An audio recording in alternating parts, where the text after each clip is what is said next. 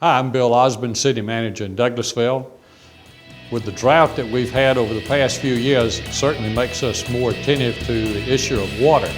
Today we'll be talking about that subject with Katie Kirkpatrick, who's Vice President of Environmental Affairs for the Metro Atlanta Chamber of Commerce. I hope you will join me for this edition of On the Agenda.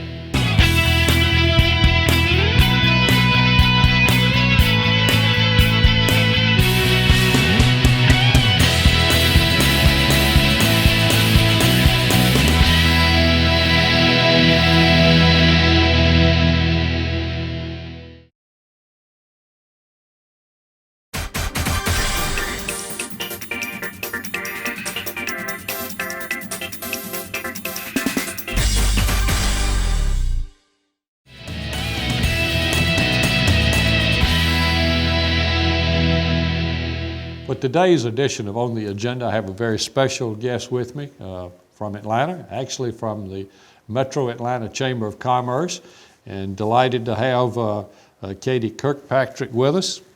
She has been in Douglasville speaking to the Chamber of Commerce at the monthly luncheon, and we felt it'd be great to have her come visit On the Agenda. Welcome. Oh, thank you. I'm glad to be here. So tell us what you do at the Chamber. Well, I am currently the Vice President of Environmental Affairs for the Chamber, and I'm tasked with managing public policy as it relates to land use, air quality, business sustainability, and most importantly, water resources for our region. Right. Well, considering the growth of Atlanta and the problems that I've seen in my years in the metro area, I think you've got several areas that's certainly at the forefront of everybody's attention. Keeps you busy. I'm sure it does.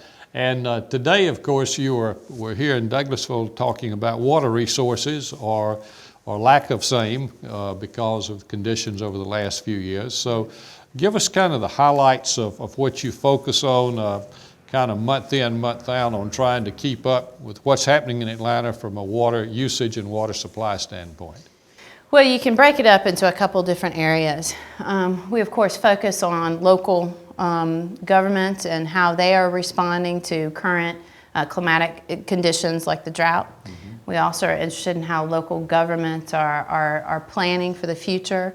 We know that this region is going to grow and continue to grow. Right. We know that by 2030, the population will increase by an estimated 65%.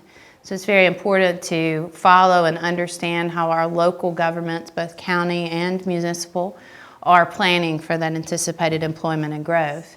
We also watch and follow and work with our state elected officials and government entities on the public policy issues as it relates to water resources.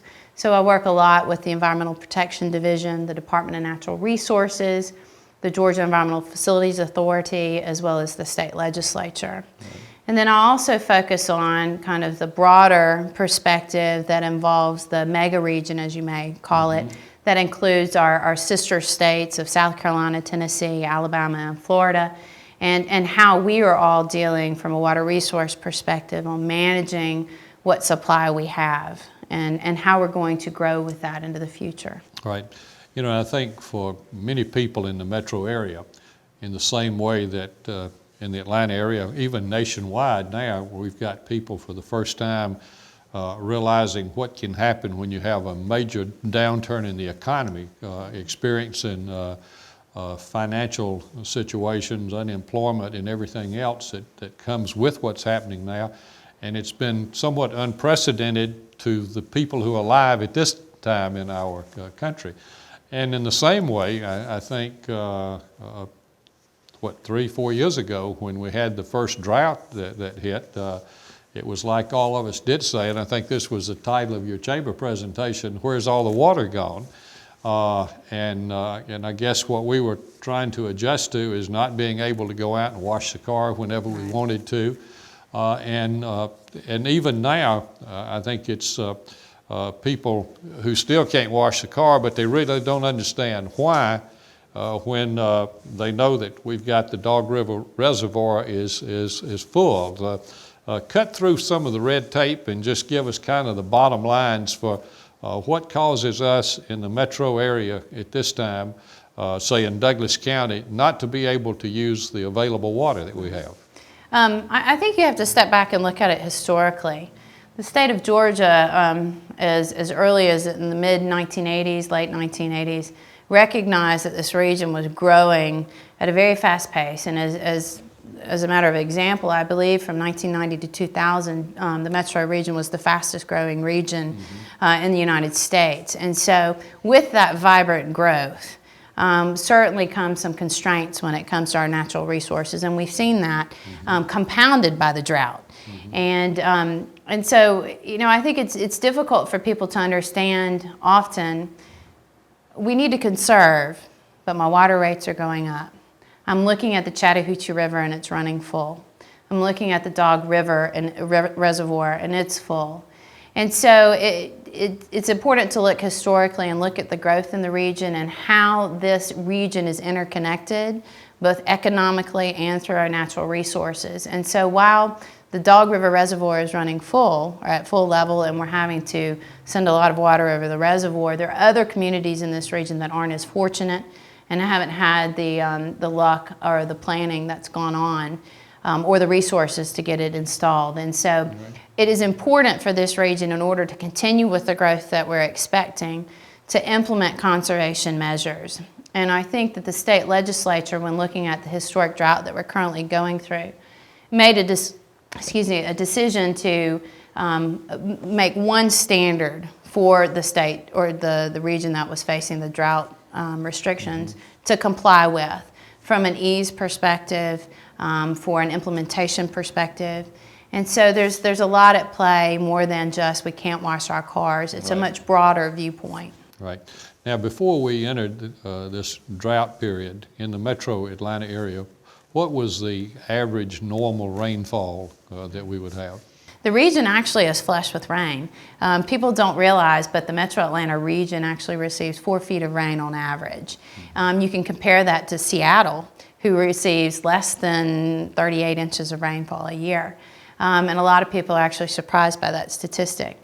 We generally get 48 inches a year, and last year, 2007, or 2008, excuse me, I think we experienced in 2007 roughly 33 inches of rainfall, and in 2008 it was around 38 to 40 inches of rainfall, both well beneath our normal expectations. And so it's important to understand the stress that puts on our supplies, and further kind of elevates why conservation is so necessary in the long run. So I think when we were not in the drought situation, that we took rainfall for granted. We sure did. And now it's a matter of people pay far more attention, I think, to reports on what's going on with rainfall amounts. You know, I'll point out an interesting fact, though. If you look at the newspaper accounts in 2007, the headlines were all screaming about the drought and the impact not only to the local economy, but also to the local water providers. That interest and that focus has waned over the last year, partly because we've received some rainfall, but also other issues have kind of morphed the drought issue. We've had the economic crisis, but you're also seeing issues like transportation play out. And I remind folks that we won't have a transportation problem if we don't have any water. And so we really need to be focused on talking about our water supply issues and how we're going to manage them going into the future. Right. I think one thing that has happened in water, you mentioned transportation, and you mentioned earlier in terms of your responsibility on looking at land use. It seems to me that maybe with water, that from a state standpoint and a regional standpoint, in terms of coming to grips with the governmental leadership and the business leadership, that what has been done, including with the looking at my notes, the Metro North Georgia Water Planning District, for example, and I remember going to one of the first meetings when they were forming that.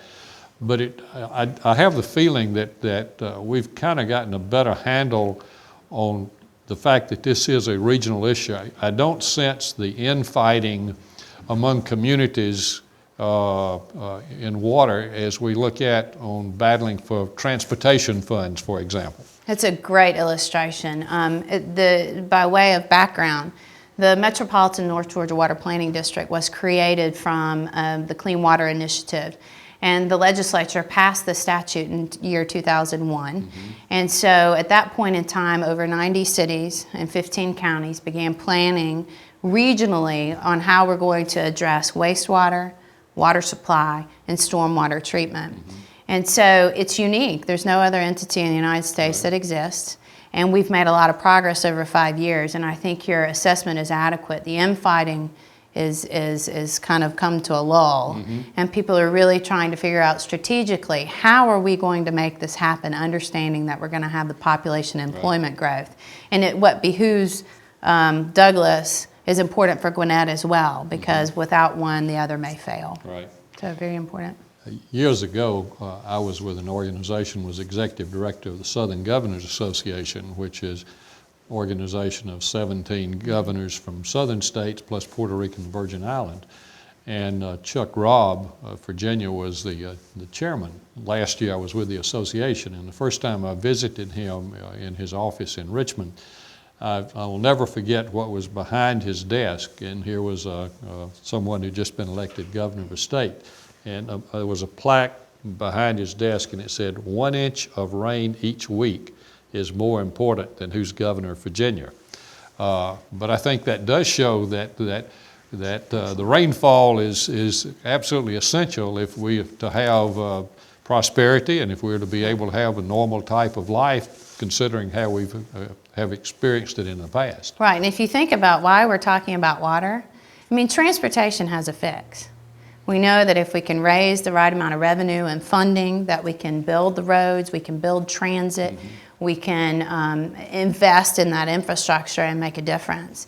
Whereas with water, we cannot create water. Right. So we have to work with what God gives us on an annual basis. And so that's why it makes it a much more complicated issue, and why it's nice to see that we at least have the district here working together and established to plan for that. But there's no silver bullet when it comes to water supply. And as you were mentioning at the luncheon meeting today, if you look at most of the metro Atlanta area, the water supply coming from Lake Lanier and the very small basin that feeds into Lake Lanier. Tell us a little bit about that, and also tell us about the battle that's going on for the metro area to be able to continue to draw even the small amount of water out of Lanier that we're drawing. Right. Unfortunately, there's more at play, as you're highlighting here, versus just regional policies and state legislation. We actually have the overlay of a tri-state litigation that's ongoing. And to back up and give some perspective on the project, the federal project that exists, it's called the Apalachicola Chattahoochee Flint Basin, and the Corps of Engineers controls that project because there are several reservoirs located along the river. And what's important is that Lake Lanier was built at the headwaters of the ACF basin, and only about 6% of the land mass captures rain and in charges or refills Lake Lanier. Yet Lake Lanier accounts for about 60% of the flow in the Chattahoochee River. And so it's fundamentally important that the Corps of Engineers manages Lake Lanier for not only Metro Atlanta's purposes, but our downstream neighbors like Columbus and Albany and others that exist within the basin. 6% of the landmass is not a whole heck of a lot to refill Lake Lanier, and it really highlights that 94% of the water comes in beneath Metro Atlanta. So Metro Atlanta is really only making use of 6% of the water. Right. So. Of course, in Douglas County, we do buy some water, as you know, from Cobb County that gets its water out of the Lake Allatoona.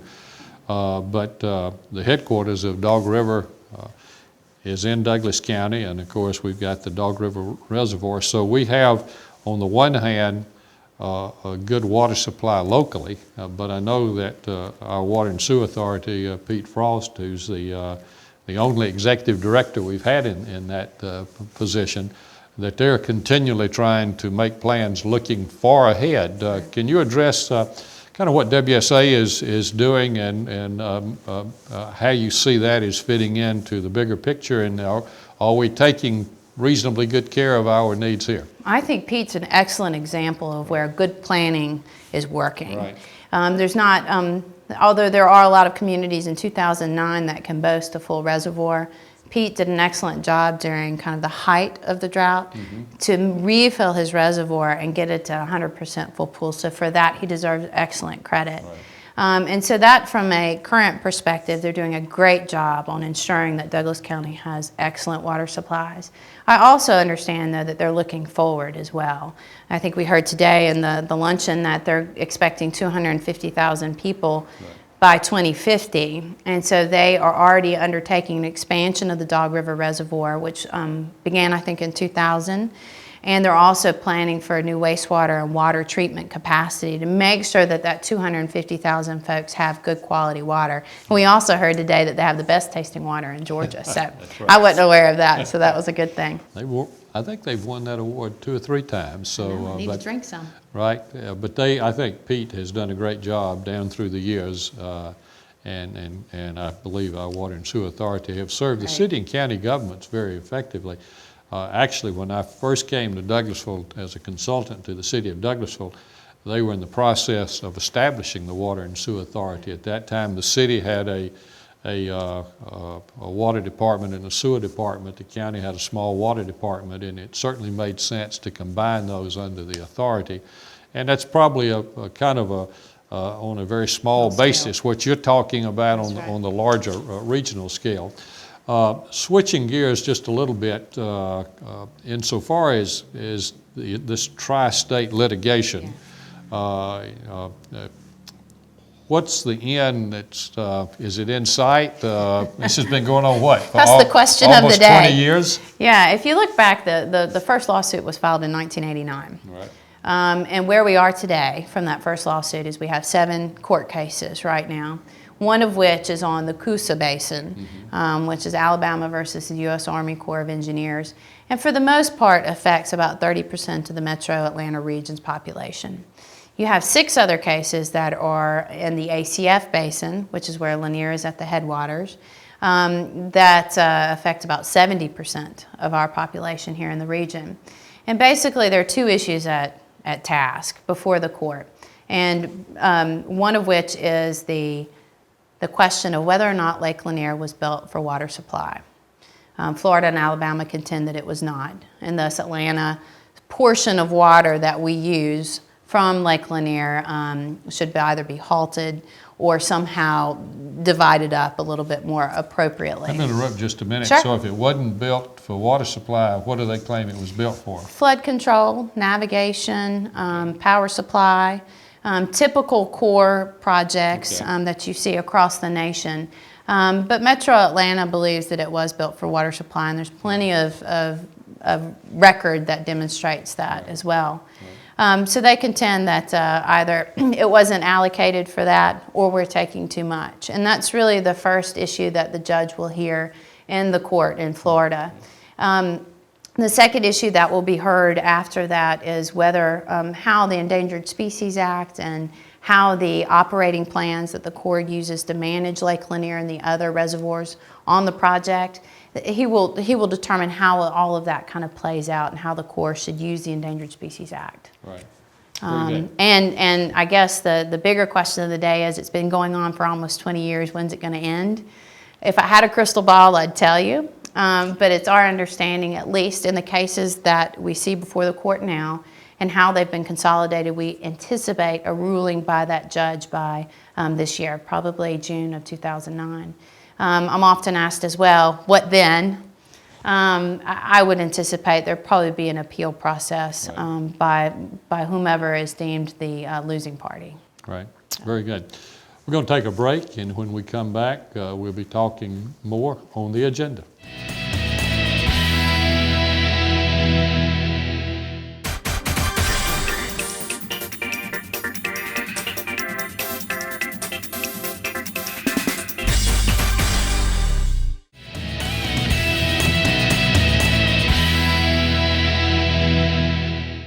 Bill Osmond, City Manager in Douglasville, talking today with Katie Kirkpatrick from the Metro Atlanta Chamber of Commerce, and we've been talking about an area that she spends a lot of time on, probably even dreams about water supply with everything. But let's go back. I know that you went to Auburn. We won't hold that against you. Okay.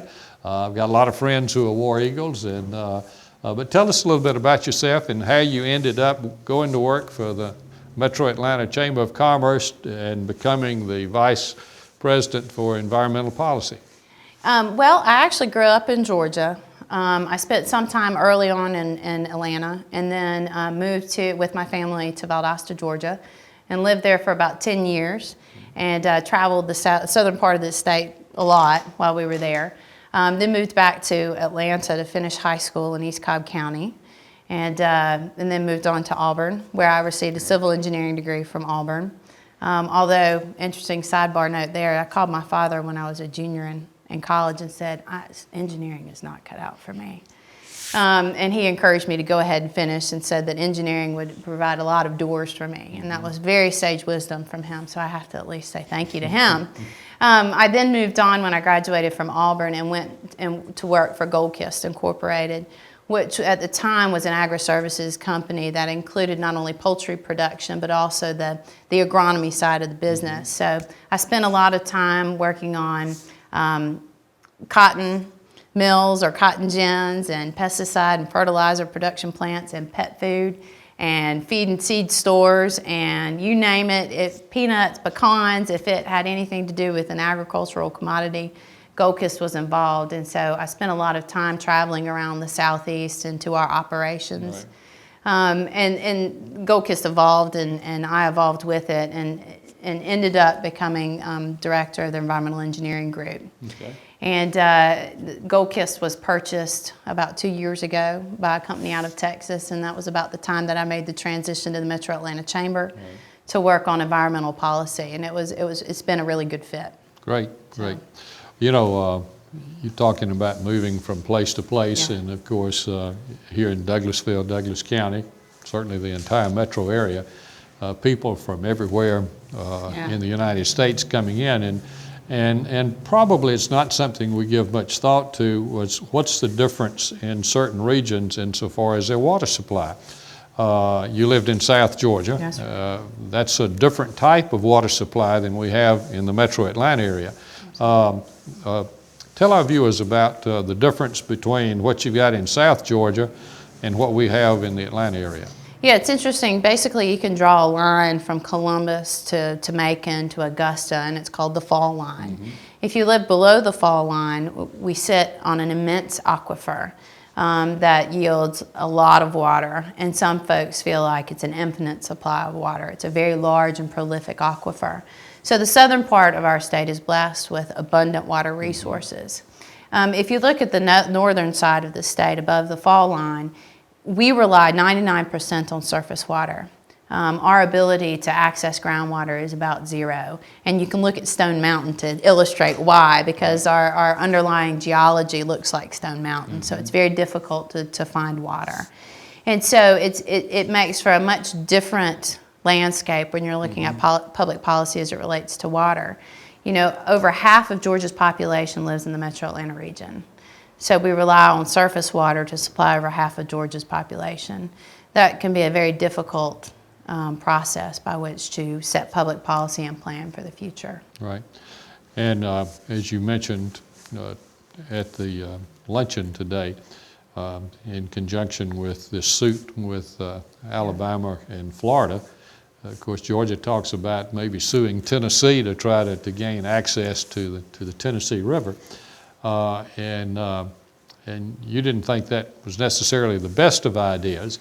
Tell our viewers about what that situation is, and if you would address, even though you don't think it's the best of ideas, does it play into the mix in some way? I think definitely, if you look at the record, the line was definitely drawn in the wrong place.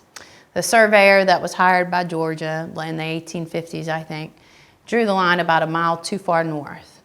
So the issue at hand is that if the boundary between Georgia and Tennessee were in its rightful place, then Georgia would have access to the Tennessee River and thus have an abundant water supply that we could use for the northwestern corner of the state and potentially for the metro region. And in fact, actually, if you look at Dalton and Whitfield County, they already get water from the Tennessee River from their counterparts across the line. So that already actually goes on. But so while historically it may be correct, and while we probably have a legal right to that water, I believe that we need to put our focus on a lot of other policy issues like conservation, reservoir development, interbasin transfers, other types of augmentation strategies, as we call it. And Tennessee certainly can be in the mix, but I think it's a long-term solution in that we need to focus on what can be accomplished today. And that's really where we need to put our efforts. Okay. Speaking of things being accomplished today, and of course the suit, 19 years, it seems like it takes about that same length of time if you're talking about a reservoir. I know Douglas County in the West Georgia area, that work has been going on off and on, I guess, for about 2 decades trying to build a reservoir in West Georgia, and even when Tom Murphy was Speaker of the House, he was not able to get that moving. Is there any hope of a project like that, and what can be done to try to make something like that become a reality? Yeah, I think there's a couple positive action steps that were taken last year by the state legislature. The first was the passage of Georgia's first state water plan, which set forth policies on a statewide basis on how we're going to manage our water resources, both the groundwater in South Georgia and the surface water in the northern half of the state. The second item that the legislature tackled was the Drought Relief Act of 2008, and I'm not sure I'm terming that right, but basically what they said was recognizing that reservoir development can take anywhere from 14 to 17 years. They needed to speed that process up. So they instituted some measures that would shorten the amount of time from a permitting perspective here in the state of Georgia. They also established the Georgia Reservoir Fund, which could be used to make low-interest loans and/or grants to local governments to help them work more likely with other local governments to form a cooperative or an authority to build a reservoir. And so that's another fundamental first step. The legislature also appropriated $70 million to put toward that fund. $30 million was for low interest loans for local governments, and $40 million were in grants. And the monies could be used for a wide range of things, not just reservoir development. It could have been used to drill a well. It could be used to lower an intake structure in a reservoir. It could be used for reservoir construction. So those are all great steps in the right direction. Unfortunately, with the economic crisis that we're facing, the legislature and the governor had to pull the money from the grant program. And so that's that's definitely a step backwards, but we got the foundation laid last year, and we need to continue that through our state process. Right. Well, any final words for us? We're delighted to have you here, and always give my guests an opportunity for a final word. Oh, I'm excited to be in Douglas County. It's great to come to a county where they're proactively managing their water, and I think that Pete Frost and the Water and Sewer Authority are doing a great job, and I really shouldn't be the one here talking about water. It really should be Pete, but I thank you for the opportunity. Well, it's been great to have you. We'll have Pete come back. He's been on the agenda before. And we appreciate you being here, and we'd like to have you come back another time on the agenda. Maybe at that time we can talk about, hey, we've got more water than we know what to do with. So that would be an excellent discussion. It's great to have had you with us, and great to have had you with us today on the agenda.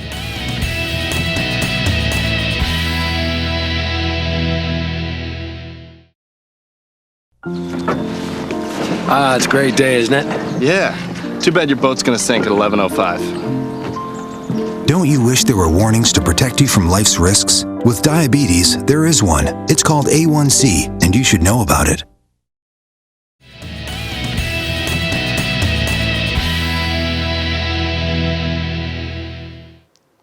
Well, as you have seen today from on the agenda, water is an important and complex subject. And I hope that today's program has enlightened you a little bit more of the problems, the opportunities we have, especially in the metro Atlanta area, in the area of water resources, water supply, water utilization. And I appreciate you joining us today as we have been talking about a very important subject, that each of us has to take into account day by day. This is Bill Osborne. Thank you for joining me today on The Agenda.